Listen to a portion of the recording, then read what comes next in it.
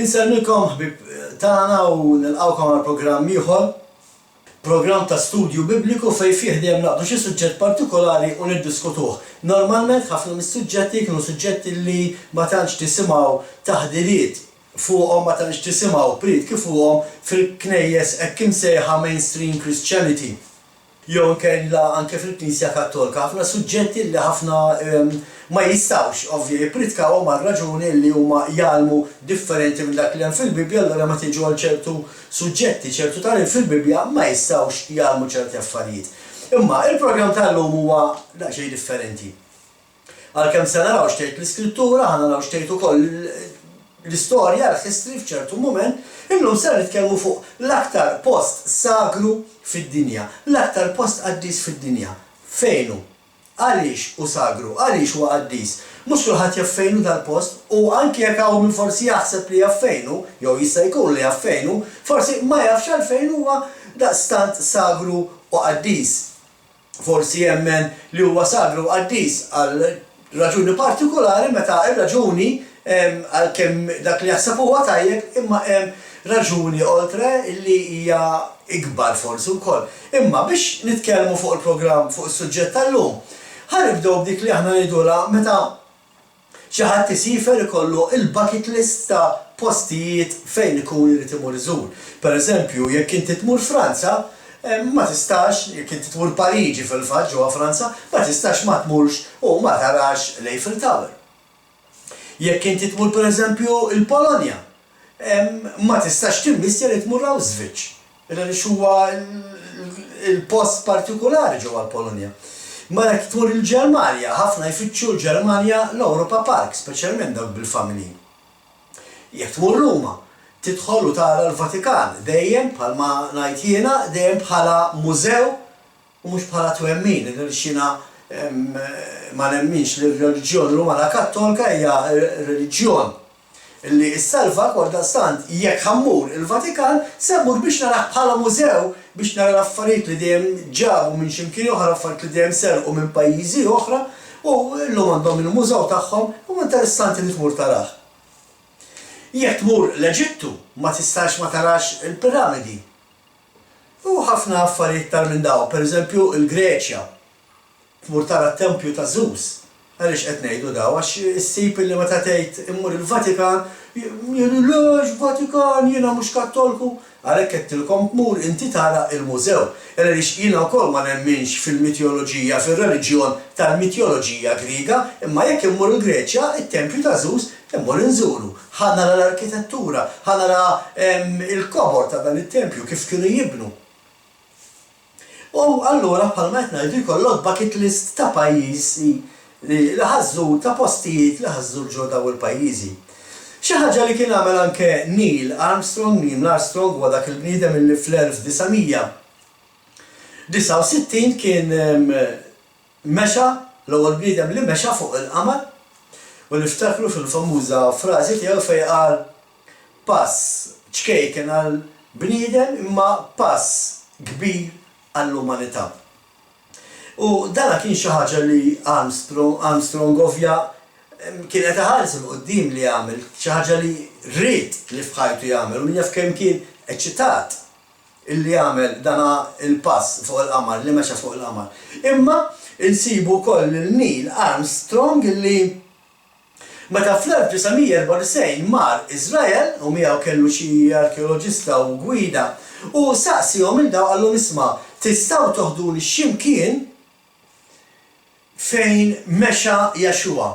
Għallhom ix-xewqa tiegħi li nimxi fl-istess post fejn kien mexa Jaxua. Fejn rifes Jaxua nixtieq nirfes jien. Issa biex tkunu tafu meta niġu għal postijiet ġewwa Iżrael, il-pajjiżi ġewwa Iżrael huma maqsuma fuq skala ta' 4 livelli.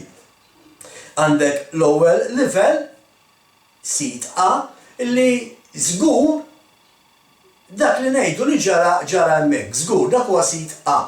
Mbagħad għandek sit B fejn isma' dak li ngħidu li ġara seta' ġara hawn imma jista' jkun forsi ġara hawnhekk.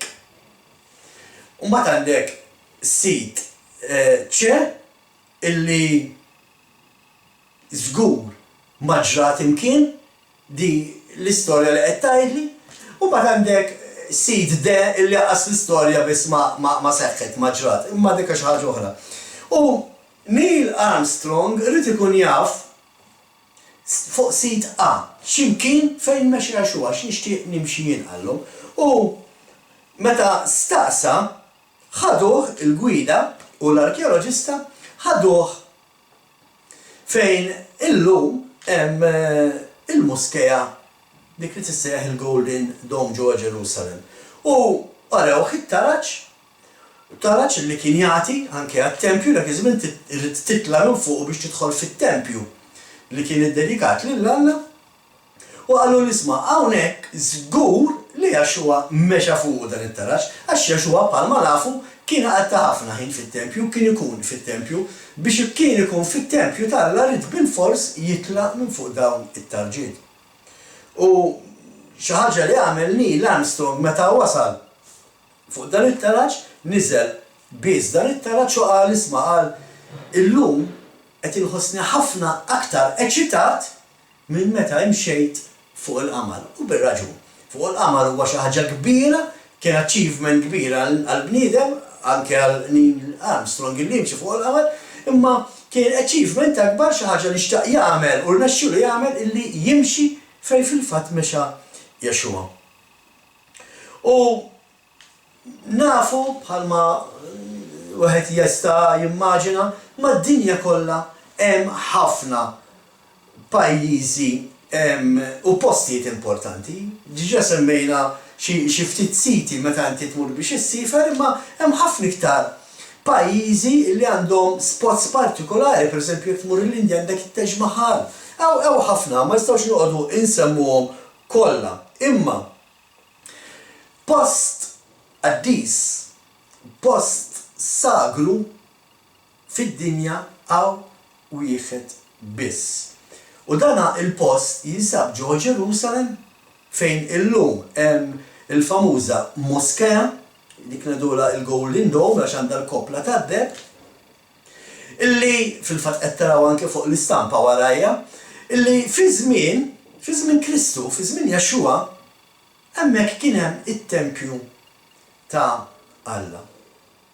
U għalhekk dana il-post huwa l-iktar post sagru u qaddis. Il għaliex anke wara li ġie irranġat, wara li kien ġie mġarraf mill-Babilonisti u mbagħad irranġat, qabel sar dan kollu nafu li fih kienet tinżel il-glorja xekajna, il-glorja qaddisa.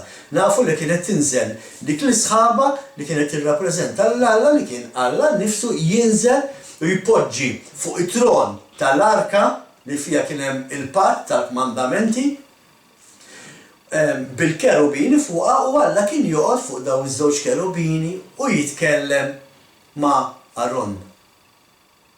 U allura issa naħseb indunajtu li qed nirreferu għal post l-aktar sagru fid-dinja huwa il-post fejn kif diġà għednilkom hemm il-moskeja tal-Musulmani li tissejjaħ il-Golden Dome ġewwa Ġerusalemm.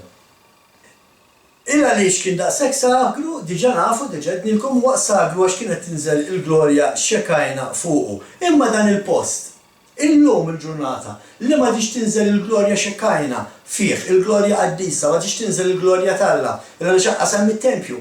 Il-post għadu sagru jiena ngħid li iva u ħanejdu għalfejn għadu sagru matul il-programm.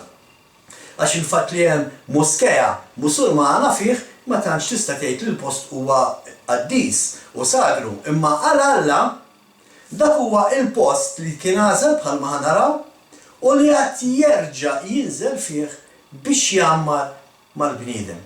Dak kollu ħanaraw milli dak li tajt l-iskrittura. Naħseb bħali għal dawk li forsi mortu Iżrael rajtu dawk in-nies jitolbu taħt il-ħajt dak il-famuż ħajt imsejjaħ Wailing Wall fejn ġew fih anki ġol fili jpoġġu n-nies il-karti bit-talb lejn Alla. U allura bil-fors ikonna nistaqsu mela Alla llum mhux kullimkien qiegħed u r-risposta iva hija iva. Alla jinsab kullimkien, Alla huwa omnipreżenti, jisma' t-talb tagħna minn kull fejn inkunu, imma dan il-post partikolari xorta huwa post sagru u qaddis anke f'għajnejn Alla illum. U għaliex huwa daqshekk speċjali? Bħalma diġà għednilkom dan huwa il-post fejn fih kien jinżel jammar Alla biex jiltaqa' mal-bniedem. Kien il-post tista' tgħidilha tista' ssejjaħlu id-dar tal-Alla, fejn Alla kien jgħix, fejn Alla kien jammar. Fil-fatt anke għal dawk li jistudjaw il-paraxà matul din il-ġimgħa qed nistudjaw paraxà fejn għat-tieni darba qed naraw lil Alla għati istruzzjonijiet ibnuli dar fejn ammar f'nofskom. U dan dejjem kien qed jitkellem fuq dan it-tempju għalkemm din il-kwotazzjoni kien qala lil Mosè meta kien qallu biex jibni t-tinda. Illi t-tinda bħalma tafu kienet tiżżarma u terġa' tintrama kull meta jimxu minn post għal ieħor u ma kienx fil-post fejn kien hemm it-tempju, ma da ħanitkellmu kollha fuq għax għandna ħafna xi ngħidulkom. Għaliex huwa sagru? Għaliex palmettilkom Alla kien jammar hemm, kienet tinżel il-glorja qaddisa fuq l-arka, imma anke meta telqet il-glorja qaddisa minn ġo din id-dinja, meta Alla ma baqax jinżel f'dak il-post jiltaqa' mal-poplu tiegħu minħabba l-idolatrija li l-poplu kien qed joffri, xorta il-post reġa' sar sagru qaddis bħalma ħanaraw għaliex kien hemm Jaxxua fih. Aħna nafu li Jaxxua huwa l-kelma tal-Alla magħmula bniedem u għaldaqstant allura kien Alla nnifsu li qed jimxi f'dan it-tempju 2000 sena ilu. U għalhekk huwa post qaddis, għalhekk huwa post sagru, għaliex fih dak il-post dik l-erja kien jinżel Alla. Hija erja li Alla għażel biex jinżel u jiltaqa' mal-bniedem fiha. L-ewwel darba li naraw il-Alla jitkellem fuq dan il-post, jindika dan il-post, huwa fil-bidu tal-kelma tal-Alla fil-bidu tal-Bibja fejn Alla jiltaqa' ma' Abram. U fil-fatt fil-ktib tal-Ġenesi kapitlu 22, vers 5, anzi nibdew minn vers 1, kapitlu 22 ta' Ġenesi vers 1, tgħidilna hekk il-kelma. U wara dan il-ġrajja, Alla rid iġarrab il-Abram u qallu: Abraham, u wieġbu, hawn jien. U qallu: aqbad il-libnek il-waħdin li inti tħobb lill-Iżak. U mur lejn l-art ta' Morija. U hemm offri f'sagrifiċċju tal-ħluq fuq waħda mill-għoljiet li jiena ser ngħidlek. Żewġ affarijiet importanti f'dan il-passaġġ. Naraw l-Abraham qed jgħidu l-mulej hawn jien. Xi ħaġa li jagħmlu ħafna meta b'entużjażmu kbir għall-ewwel darba li qalu talba tas-salvazzjoni u entużjażmu mulej użani hawn jien. Hija xi ħaġa kbira meta l-mulej qed tgħidlu hawn jien ifisser mulej dak li ħadd qabbadni nagħmel ser nagħmlu. Għaliex qed ngħidu dan? Għaliex jiena personali naf ħafna nies li qalu mulej hawn jien użani u llum m'għadhomx jimxu mal-mulej. Hija disgrazzja huwa ħażina ħafna għal dawn in-nies imma ma nistgħux noqogħdu nidħlu f'dan is-suġġetti bħalissa fuq dan is-suġġett, imma biex tkunu tafu l-kelma hawn jien tfisser mulej dak li inti ħadd qabbadni nagħmel jien ser nagħmlu. U t-tieni punt li joħroġ minn għandina ir-rakkont qed naraw li l-Alla qed jgħid l-Abraham qallu mur lejn l-art ta' Morija u hemm offrih b'sagrifiċċju ta' ħruq fuq waħda mill-għoljiet li jiena ser ngħidlek. Ifisser li kien hemm iktar minn għolja waħda. Imma l-mulej qed jgħidu l-Abraham mhux taqbad ta' żel għolja int, jien ħanajdlek li mi l-għolja li rridek toffri lill-ibnek fuqha u dinha fil-fatt kienet l-istess għolja fejn illum hemm il-moskeja tal-Musulmani. L-istess għolja fejn kemm fi żmien Salamun u anke wara fi żmien Jaxxua kien hemm it-tempju ta' Alla, il-post l-aktar qaddis, dak li bl-Ingliż insibu Holy of Holies. Il-post l-aktar qaddis. Ejja ħanaraw x'qal Alla lill-Abraham. Vers 5 Alla qallu u Abraham qal lill-qaddejja tiegħu oqgħodu hawn bil-aħmar u jien u żagħżugħ immorru sa hemm u nagħtu qima u nerġgħu lura ħbejkom. Sa hemm, jiġifieri sa fuq l-għolja, l-istess post hawnhekk Abraham kien qed jindika għall-istess post fejn illum dik il-famuża moskeja. Pa nerġa' ngħidilkom illi ma' żmien qabel għalik kien hemm it-tempju ta' Alla. Vers 9. U waslu fil-post li kien semmilu Alla u hemm Abraham bena artal. Mela diġà qed naraw fejn Alla kellu ħsieb li jikber, jitla, fejn Alla kellu ħsieb li jitla tempju fejn il-poplu ġie qimu, diġà l-Abraham gwidah biex jibni artal, biex ikun jista' itieħ qima. Fuq l-għolja dik aħna ngħidu Temple Mount, l-għolja tat-tempju. U kien hawnhekk li beda kollox, kien hawnhekk li beda kollox meta Alla iltaqa' u kellem l-Abraham. Forsi għalina dil-frażi ma tfissirx ħafna, imma ttejt ħafna. Qed naraw li Alla għażel post fejn irid jiltaqa' mal-bniedem. Lill-Abraham qed jgħidu li żak offriħ fuq l-għolja li ħanurik jien. Mhux kull għolja hija tajba biex toffriħ fuqha li ħanurik jien. Alla għażel mill-bidunet kien diġà għażel post fejn irid jinżel u jiltaqa' mal-bniedem. U mbagħad niġu għal 550 sena wara u naraw lenka 550 sena wara Alla xorta du bl-istess ħsieb dak il-ħsieb ma inbidilx. Naraw allura li f'500 sena kellna l-Abraham, kellna l-Isak u kellna l-Ġakob. Fil-fatt dan huwa l-istess post fejn Ġakob raqad fuq ġebla, l-istess post fejn Ġakob qam u issara mal-anġlu tal-mulej. Dan huwa l-istess post. L-istess hija, għal min forsi jiġi li sema l-istudji tagħna għandna l-istudji fuq dik li hija l-qija, it-threshold fejn kienu jaħdmu l-qamħ, u dan huwa l-istess post. Ġakob raqad fil-fatt, jekk inti taqra l-istorja ta' Ġakob jgħidlek illi l-ġebel li kien hemm kien mill-artal li kien bena diġà Abraham qabel. Huwa l-istess post. Għax Alla dejjem hemmhekk irid jiltaqa' mal-bniedem u hemmhekk niżel Alla jiltaqa' ma' Ġakob fl-istess post fejn Alla għażel biex Iżak jiġi issagrifikat.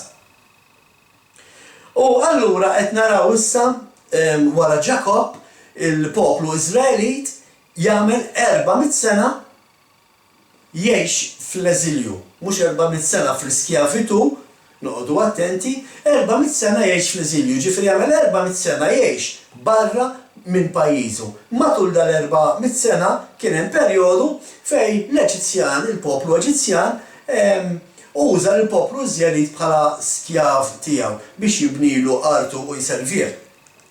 Imma l-istorja toħodna 400 sena. U wara 400 sena jidħol Mose fix-xena. Nafu li ġie Mose u ħareġ il-poplu Iżraelit minn ġewwa l-Eġittu. U għallu issa ħammorru fil-ktib tad-Dewteronomju, kapitlu 12, vers 4, fejn dan huwa meqjus bħala id-djarju ta' Mose. Il-ktib tad-Dewteronomju huwa meqjus bħala id-djarju ta' Mose. Fil-fatt, fil-ktib tad-Dewteronomju naqraw ħafna mill-istejje li diġà qrajna qabel. Għaliex għax Mose kien qed jiġbor kollox f'dan il-ktieb. U anke l-istruzzjonijiet li kien qed jagħti lill-poplu Iżraelit. Fil-fatt, fil-ktib tad-Dewteronomju, kapitlu 12, vers 4 jaqra hekk. Dan huwa Mose issa qed ikellem il-poplu qabel imut. Kapitlu 12 ta' Dewteronomju mhux il-bogħod ħafna minn meta Mose kien wasal biex imut. U jgħidilhom hekk. Meta taqsmu l-Ġordan u tagħmlu fl-art li l-mulej Alla tagħkom se jagħtikom wirt u jserraħkom mill-edewa tagħkom ta' madwar u intom tagħmlu bla biża'. Il-mulej Alla tagħkom jażel il-post biex fih jammar ismu. Diġà jgħidilhom Mose għalkemm Mose ma kienx jaf fejn hu l-post, għallhom imma x'kien tidħlu fl-art imwiegħda, x'kien tidħlu fl-art ta' Iżrael, Alla se jurikom il-post fejn tibnulu t-tempju, fejn jammar ismu. U hemmhekk tieħdu kull ma nordnalkom. Is-sagrifiċċji tal-ħruq u s-sagrifiċċji l-oħra tagħkom, l-offerti ta' jdejkom u kull ma tażlu bweda għall-mulej. X'qed jgħidulhom Mosè hawnhekk? Qed jgħidulhom mela tidħlu f'Iżrael, il-mulej se jrikom post illi fih tidu tagħmlu s-sagrifiċċji tagħkom. Fih tidu tmorru biex tiltaqgħu mal-mulej. Dan huwa il-post tal-kemm Mosè ma kienx jaf imma huwa l-istess post illi Alla kellem il-Abraham fuqu u li fih iltaqa' anke ma' Ġakob. Għaliex għax Alla l-pjan tiegħu kien minn dejjem u jibqa' dejjem l-istess, ma jinbidilx u da huwa għal kull ħaġa li qal Alla, mhux għal post fejn iltaqa' miegħu biss. U din hija xi ħaġa fil-fatt li naraw anke il-Lut jagħmlu llum għal min jaf l-istorja u għal min ġieli sama l-programmi tagħna, ħafna Lut li huma mxerda mad-dinja kollha minħabba il-kastik li rċevew minn Alla minħabba l-idolatrija, imma sal-lum meta jiġu biex jitolbu il-famuża talba li aħna nidula x-xema Iżrael isma' Iżrael, il-Lut kull fejn ikunu fid-dinja iħarsu lejn il-Lvant. Illa li ħarsu lejn il-Lvant, illa li huma jafu li Iżrael qiegħed ġo l-Lvant, Ġerusalemm qiegħda ġo Iżrael li qiegħed fil-Lvant, it-Tempju kien ġo Ġerusalemm, u allura l-mument li qed iħarsu lejn il-Lvant huma qed iħarsu lejn il-post fejn Alla għażel li jinżel biex jiltaqa' magħhom. Għalhekk jekk tinnutaw il-Lut ma jużaw din it-talba, ma jgħidu din it-talba u din it-talba jgħiduha kuljum il-Lut, isma'u Iżrael, illi nsibuha Deuteronomju 6 vers 4, narawh iħares lejn il-Lvant biex jgħid din it-talba. U bħalma għedtilkom dan huwa il-post fejn Alla għażel li jinżel biex jiltaqa' mal-bniedem. Naraw nies kienu jibnu tempju u altari fuq oljiet biex jqimu Alla tfurod. Jekk intom taqraw il-Bibja, xi ħaġa li Alla dejjem qallu lill-poplu Iżraelit, isma' mur kisser l-idoli eqret waqqa it-tempji folos lejn fuq dik l-art biex kunti tkun tista' tagħmar fil-verità u mhux fl-idolatrija. U anke Alla bħal kull poplu ieħor biex Alla jorihom li huwa Alla, bħalma l-popli kienu jibnu t-tempju tagħhom fuq l-oljiet, Alla għażel li t-tempju tiegħu wkoll ikun fuq olja. Il-Alla jrid juri li hu Alla u m'hemmx Alla ieħor għajru. U dan interessanti dak li qed ngħidu meta niġu għall-aħħar ta' dan it-tarima x'hemm ħafna affarijiet xi ngħidu. Bħalma qedtilkom, dan dejjem kien il-post li Alla għażel biex jiltaqa' mal-bniedem, kemm ma' Abraham, kemm ma' Ġakob, kemm ma' Mosè. Wara naraw li Alla anke ta' istruzzjonijiet tiegħu li tribu ta' Ġuda rigward l-istess istruzzjonijiet. Meta ġew biex jibnu t-tempju, u ħanitkellmu fuqu, Alla it-tempju rrid li jkun mibni fuq l-istess post fejn iltaqa' ma' Abraham, fejn iltaqa' ma' Ġakob u fejn fuqu tkellem Mosè, il-post li indika Mosè. U fil-fatt allura issa ħanaraw illi daħlin fix-xena ir-re Sawl, ir-re David u ir-re Salamun. U minn Abraham sa re Sawl għaddew mijiet ta' snin.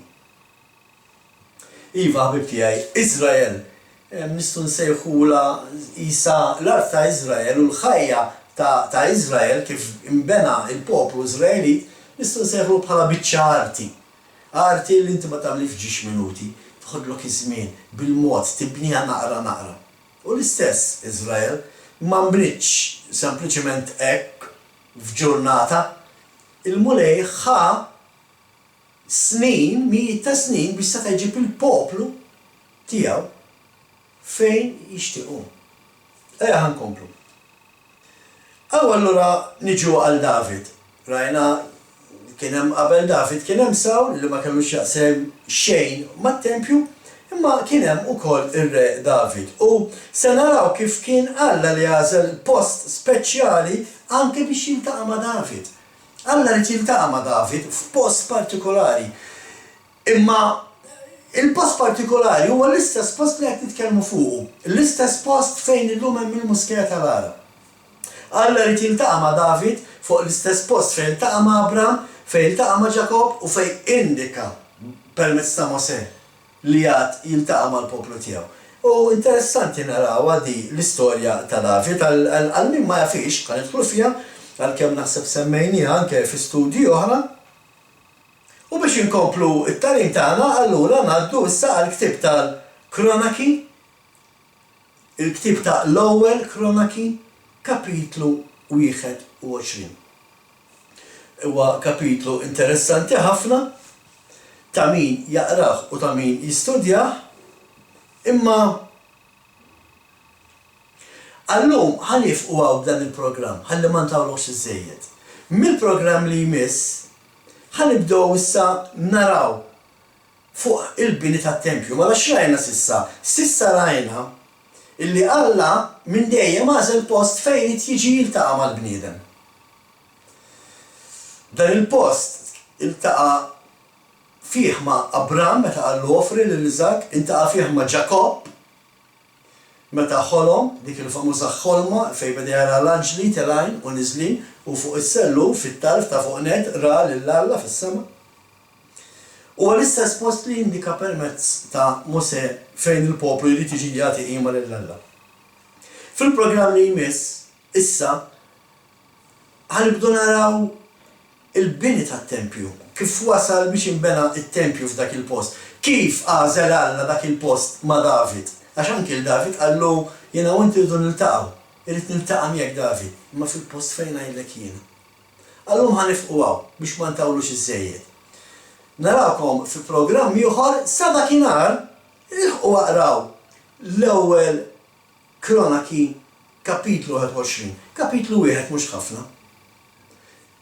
Ħalli tkunu tistgħu issegwu dak li aħna qegħdin issa nagħmlukom. Tkunu tistgħu intom tafu l-istorja u allura ħanistek l-istorja ħaniftħuha biex taraw dak li għandna ngħidu fuq dan il-post l-aktar qaddis fid-dinja. Sakemm nerġgħu narawkom fi programm ieħor ħbieb tiegħi insemmilkom xalom.